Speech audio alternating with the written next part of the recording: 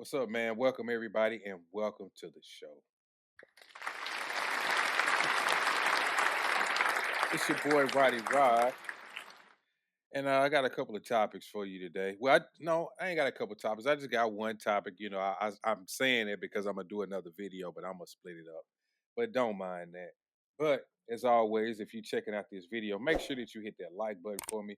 Make sure that you hit that subscribe button for me if you're new to the channel. I really would appreciate that. And as always, enjoy the show. But this first topic I wanted to talk about, this is Charleston White and Gillie the Kid. Now, the other day, a video came out with Charleston White where he was snitching back when he was, 16? They said he was charged when he was 14. Let me show y'all that clip first off. And Gillie, I guess he didn't like that because everybody doesn't like Charleston White, and we know that as of right now. Even I had a actual interaction with somebody who came on my channel who knew Charleston White and who was, I guess, being an advocate in the same city as him during a particular time, and I guess they fell out.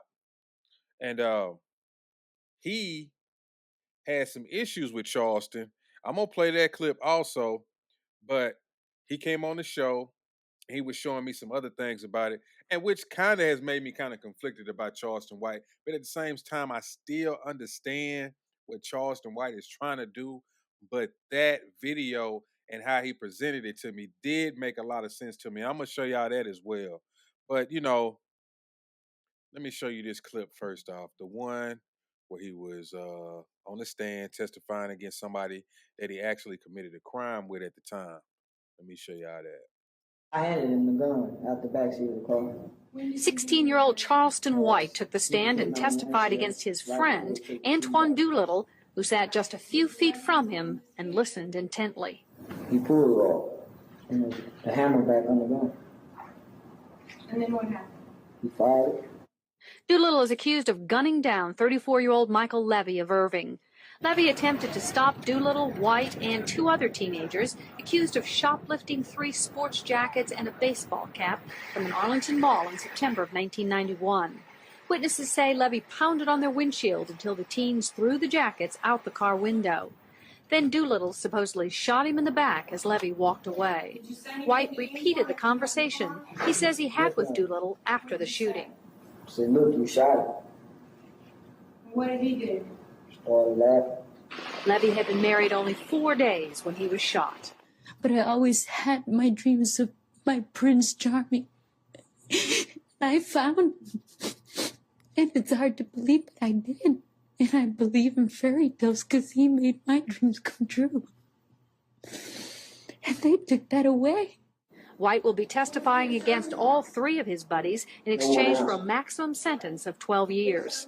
A juvenile judge reduced the charge from capital murder to murder against Doolittle, so the teenager faces from 5 years to life in prison if he's found guilty. I handed him the gun.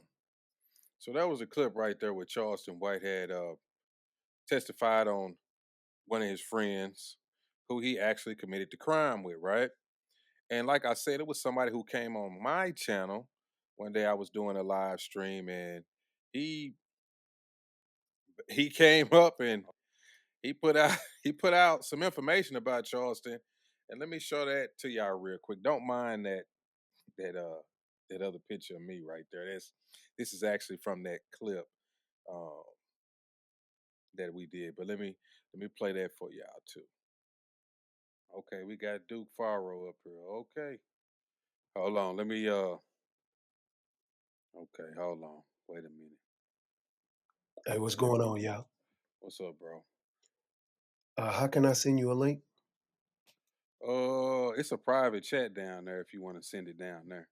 Okay, yeah, this is off the screen real quick. Let me do this. Yeah. Okay.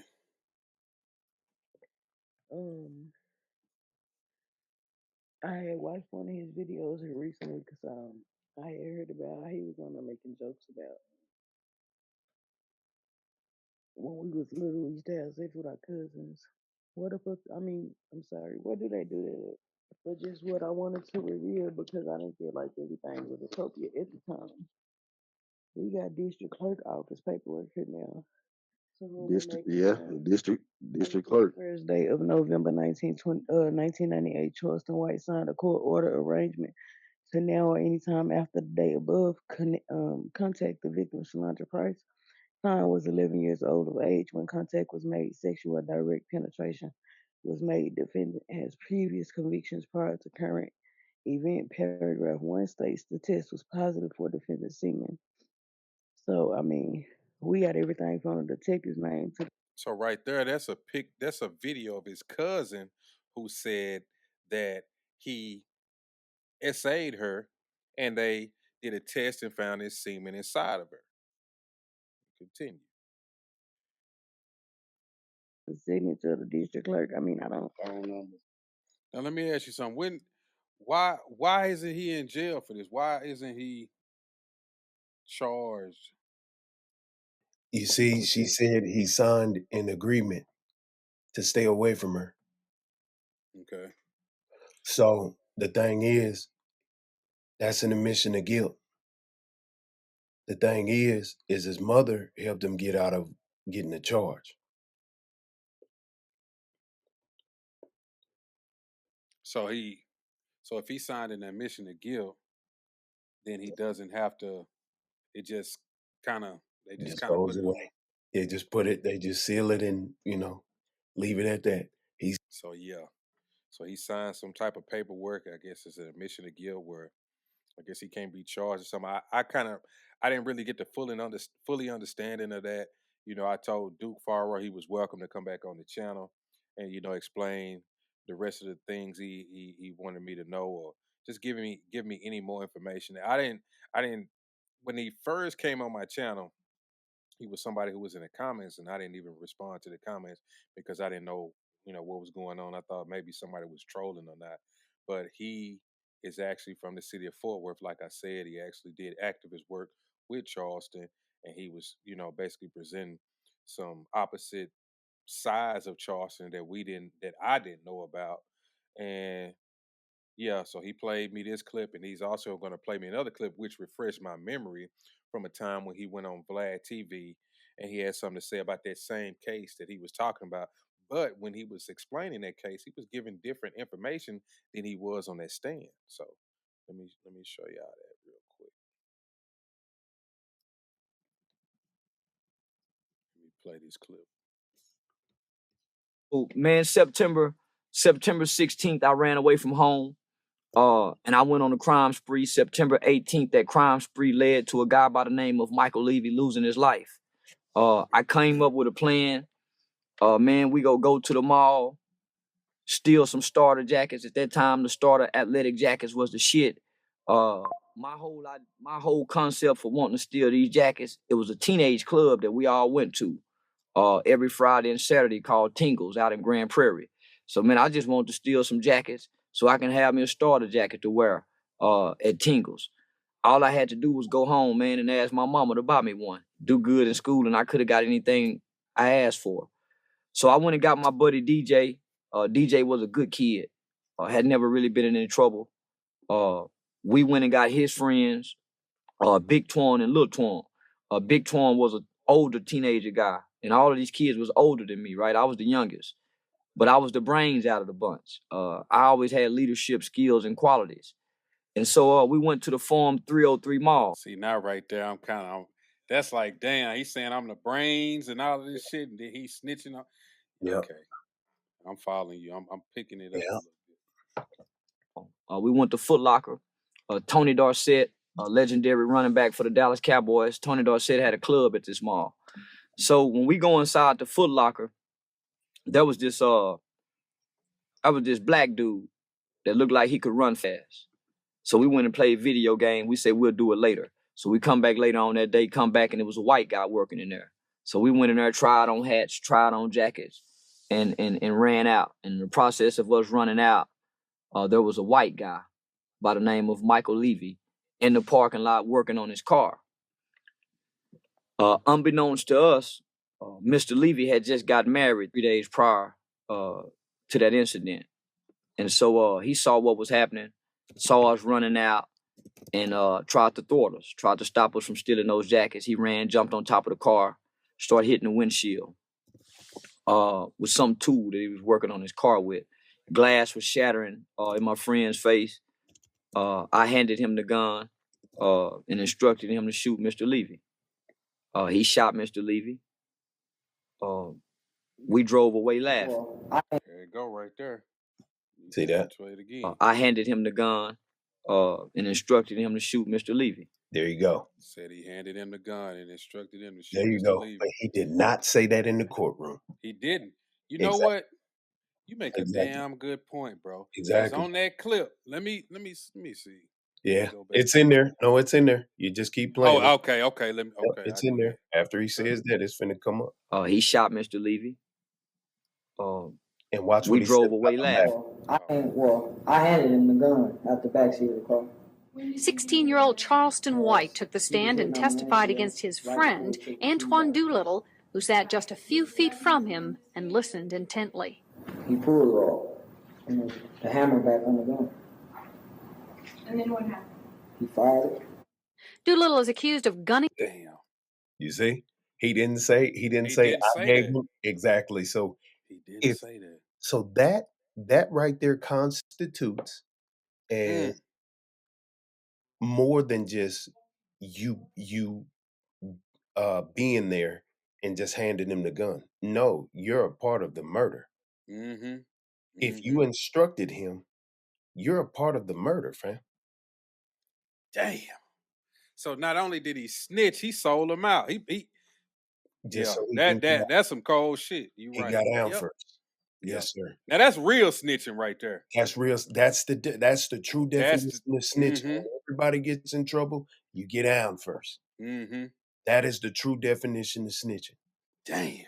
Yeah. Woo, you come on here and make a good point, my brother. Yeah. You make a damn good point. I can't dispute you. Because I can't. he didn't say that in the court of law. Mm-mm. He said that after the fact, many years after the fact, and bragged about him being the brains and the mastermind and the one who, He showed Exactly. He said, I'm being the brains of the operation. Right. I put the gun in his hand and told him to shoot him. He didn't say all that. He didn't tell the judge that because he know if he would have said that. So you told him to shoot him. So that means that they were under your influence and you told, okay, so you're as guilty. Exactly. There. So there. Yep.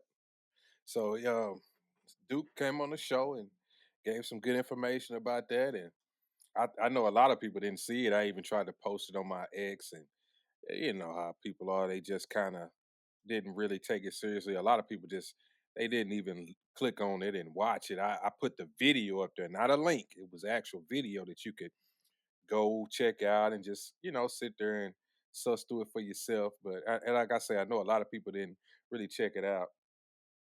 But if you are watching this, go follow this guy Duke Farrow, and he has a lot of information about Charleston White. And let me see, I think it's a spot on here where he was actually telling me how he knew Charleston. Just kind of that does something to me. If you just want to come through, man, you're always welcome. And if you need me to help you, put something out. When you put it in the comments, I was like, whoa, this stuff. Yeah. That part seems like 12 years. I put my hand up. He got me. He got it. Come back on the show, if he.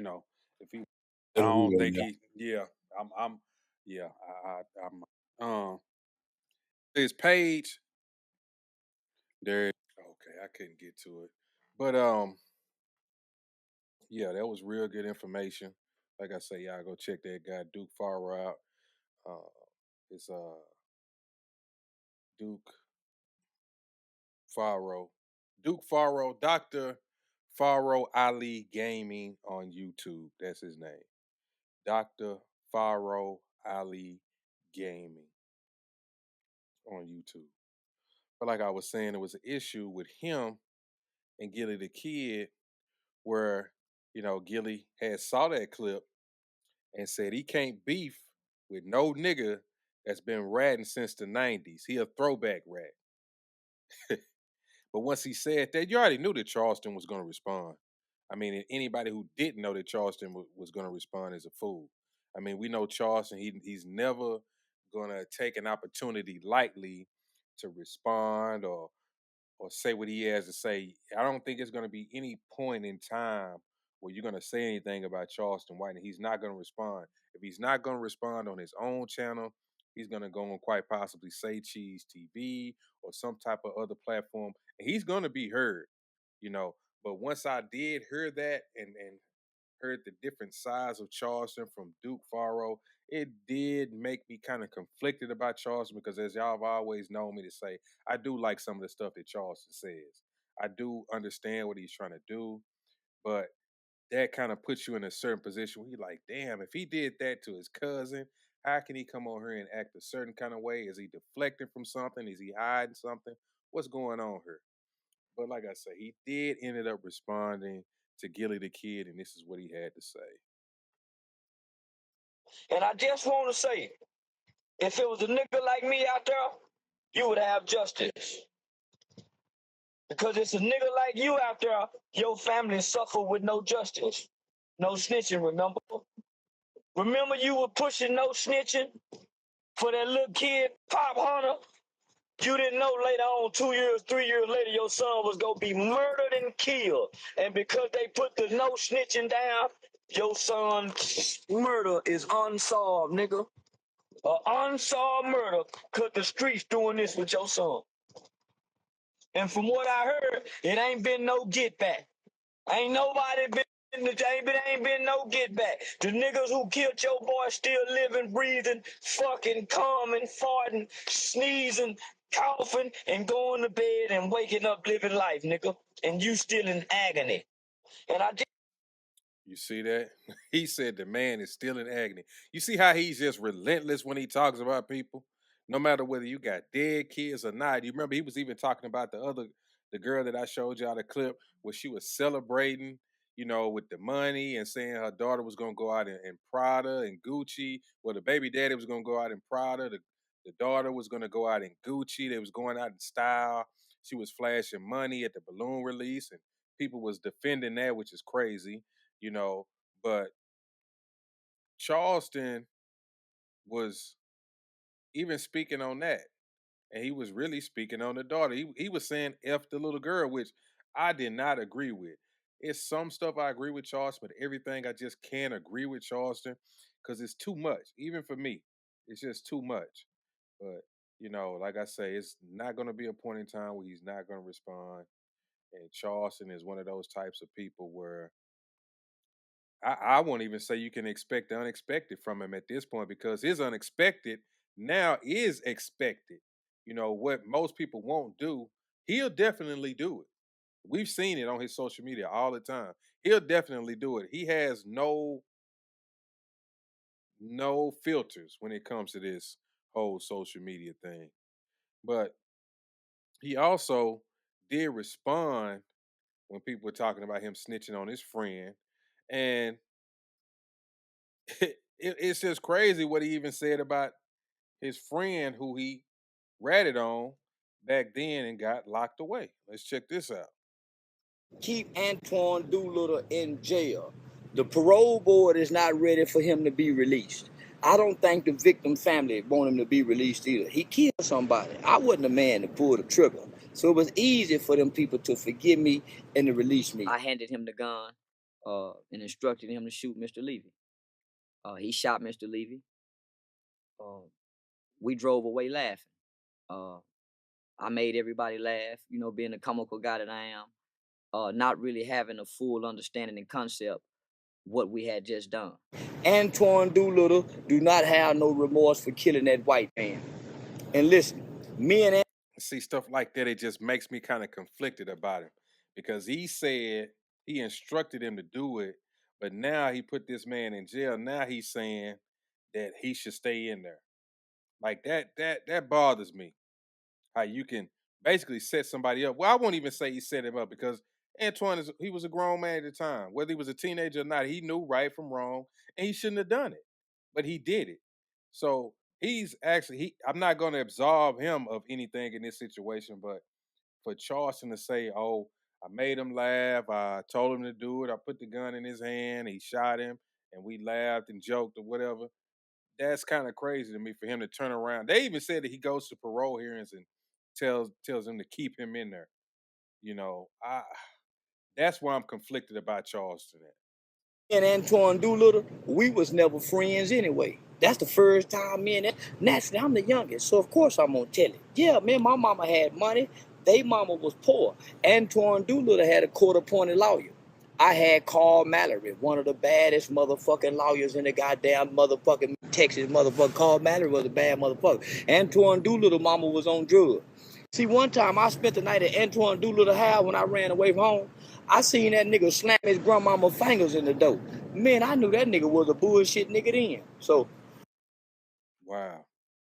See, now if that Antoine little guy did that, then he really ain't a piece of shit anyway.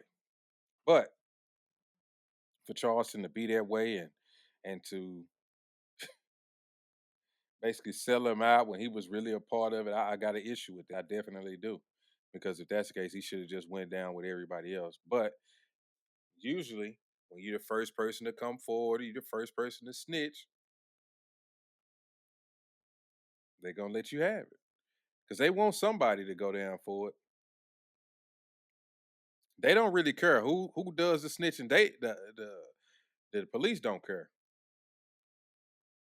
They just need a tight, sealed case so they can put somebody away. And so they can look good because they solved the case.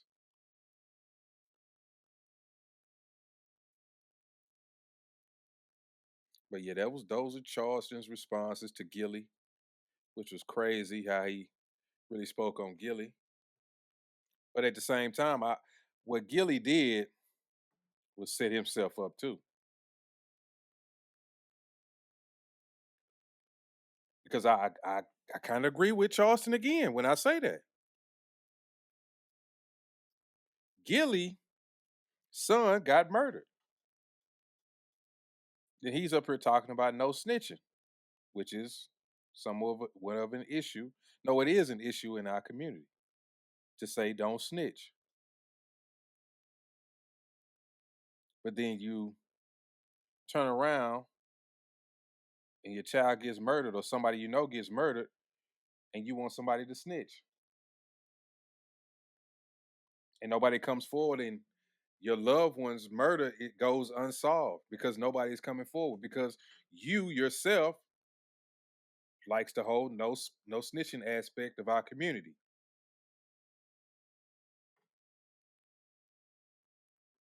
So how do you reconcile with that when you push the no snitching aspect in our community, but then your loved one loses their life and nobody comes forward, even though you know deep down inside you would like for somebody to snitch or come forward, whatever however you want to say it,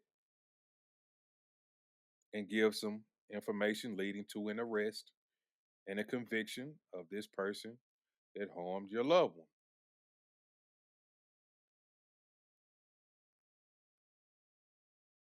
And that's a big issue in our community. We got so many people that back this no snitching stuff.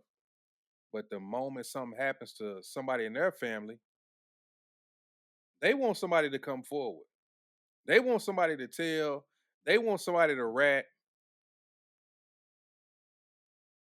And most of the times it never happens.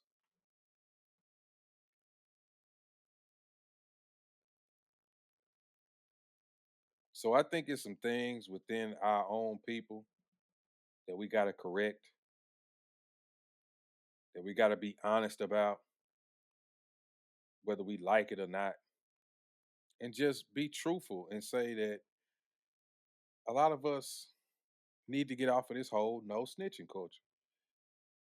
And the remedy to that would be let's not be involved in a lot of these crimes and these murders that take place. That way you won't have to be a snitch or get accused of snitching. Because we got instances of that where people didn't snitch. They actually just solved the crime some other kind of way. And they just assumed that one of the guys snitched. And now he's in the system and people want to harm this individual, whether they got paperwork saying that they snitched or not, they just assuming that this person snitched. So what do we do? What do we do? Because you can't have it both ways. You can't say you advocate no snitching, and then when something happens to your loved one, you really want somebody to snitch, but you never say it. But you know that's what you want to say. You want somebody to come forward, but you're not gonna say it.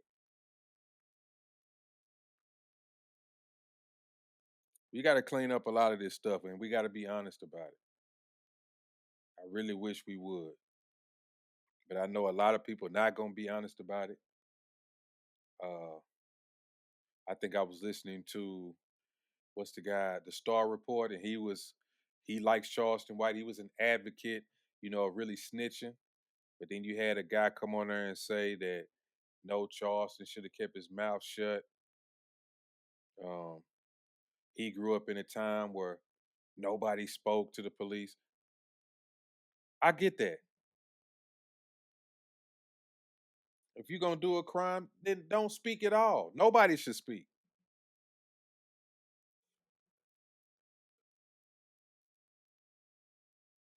But if somebody speaks, maybe they want to confess.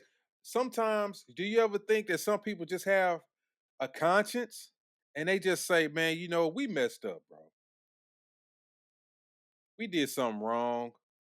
I want to atone for this. I want to get this over with. I don't want to waste my life behind bars because a lot of times, if you tell the truth or if you come forward, they probably won't give you that max. You may have a chance of getting out. You may get a chance to enjoy your life later on. But a lot of times when you just go ahead and you just lie and just go along with it, you probably gonna get like the max sentence. They're gonna throw the book at you.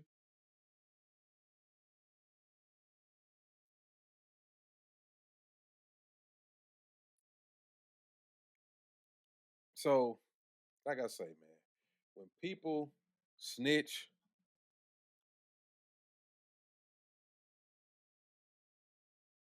it's usually it's usually for a reason.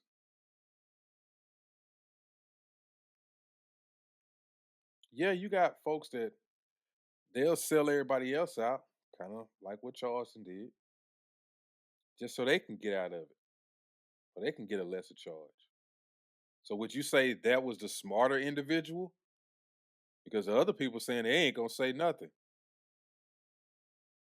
Because what happens when people don't say stuff sometimes? They give everybody the max sentence. Let's say one person did it and the other two didn't even do anything really. But since nobody said nothing, everybody's gonna get the max sentence. This stuff gotta make sense. So what do we do as a people? Y'all let me know. Y'all leave me some comments down there. Let me know what you think. If you hadn't hit the like button. Make sure that you hit the like button for me, please. Leave a comment, whether you agree with me or disagree with me. And if I agree or disagree with you, I'm going to respond to you in the comments as I normally do. And as always, I appreciate y'all watching the channel. I appreciate y'all watching the show.